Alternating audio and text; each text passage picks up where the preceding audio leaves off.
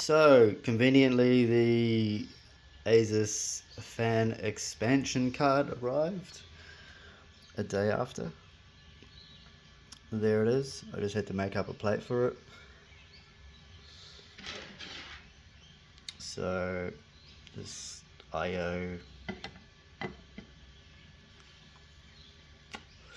thing that's just off a wireless card. Threw that out.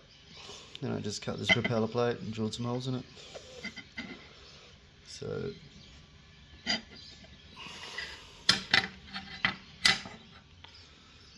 that's it there. Standoffs, nylons, those screws were too long, so that's sort of my makeshift thing.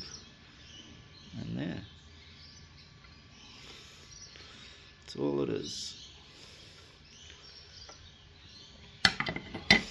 And then we've got Molex, temperature, header and fan header, and motherboard header for signal. So also what I've got happening with these cards, come with their own little thermistors. You can sort of, can you see that? It's in there. See the cable, I've just jammed it in there.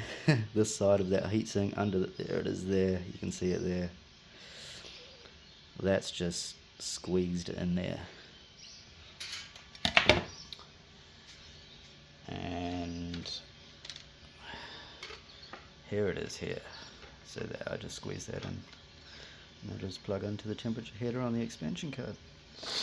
So only the RAID card and the RAID expander need it, because the network card has its own thermistor on board. So yeah, pretty easy.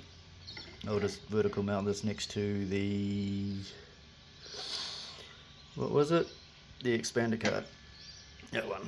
So, well, let's put it back together and see if all the temperatures and that come up and see if it all works. So, she's all up and running. Worked first pop. It's pretty good. A little bit bird's nest deep, but that's alright. Here you go. So we got,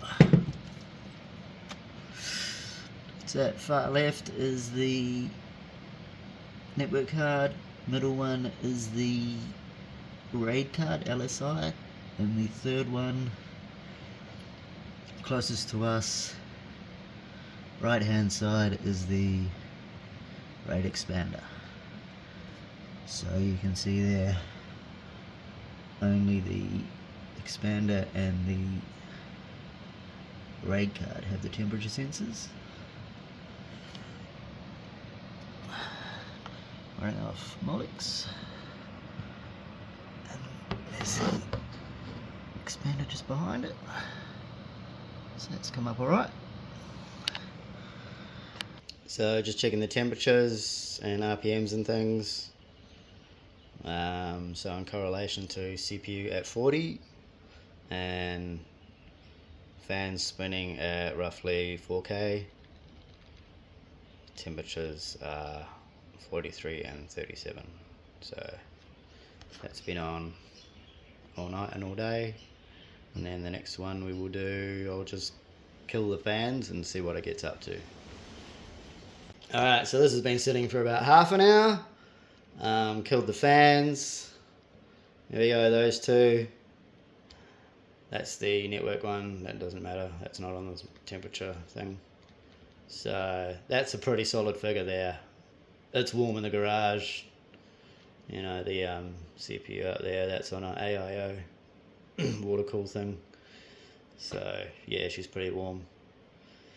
So I reckon that's pretty solid. That's been staying at that for about half an hour. And then I know I'll fire the fans up and see what it gets down to. I suppose that'll be a good indicator. Cool. Alright, so that's been about 5 or 10 minutes. they're spinning at max, and yeah, 40 and 34. Nothing's changed. I haven't opened the garage to create extra airflow or anything, just left it, pump the fans up to 100 and see what she comes down to. So pretty good drop.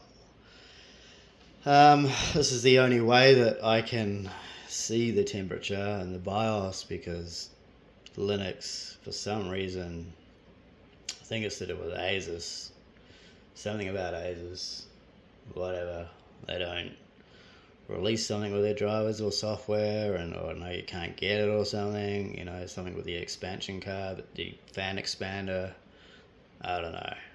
Anyways, LM Sensors isn't picking it up at all.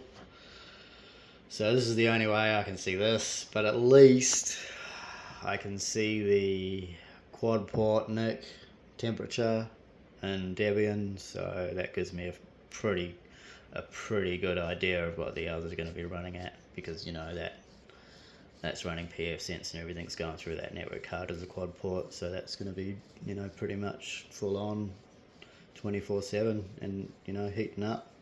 So if anything, I reckon that'd be the hottest one.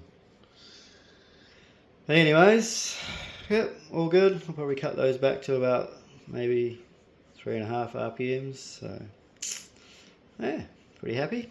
That's the end result.